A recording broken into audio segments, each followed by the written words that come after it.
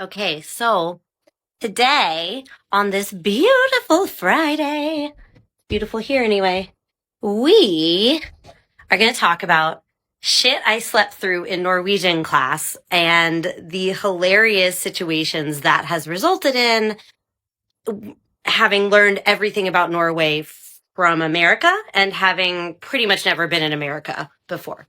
Okay.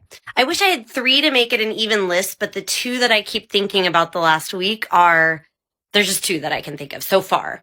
Because I was normally a very good student, but I have this tendency that when something bores me, I think it's a very academic thing. If I'm interested in something, I don't sleep for weeks and it's all I think about. But if I'm bored, I've marked that topic as boring in my head and I will not pay attention. So year after year after year at Norwegian camp, I just zoned out during fylkedag, the day in the class that we would learn about the Norwegian fylker. I don't know why. I guess geography, I just was like, I don't know.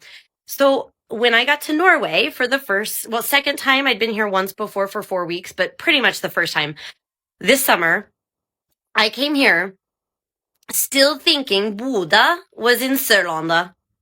And it wasn't until several people would message me on TikTok here and be like, oh, I'm in Buda. And they would put like a little snowflake or a cold emoji. And I'd be like, that's odd. Why are you cold on the South Coast?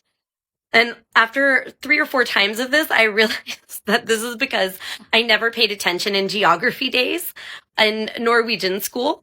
And so I had no idea where Buda was and was very confused.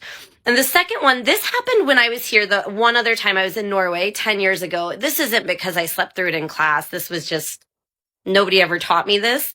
I knew by sight, of course, what the Mariusgenser are, but I didn't know they had a name. They just were something I always knew existed.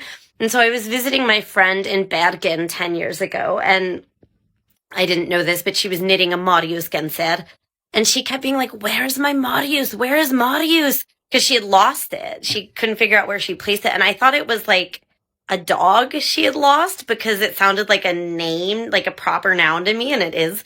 But I had no idea that that was the pattern of knitting. So for about half a day, I thought she had really irresponsibly lost her dog in her own house. So yeah, I wish I had a third thing, but those are two funny things to me that happened because I was so confused. I just didn't know these things coming to Norway.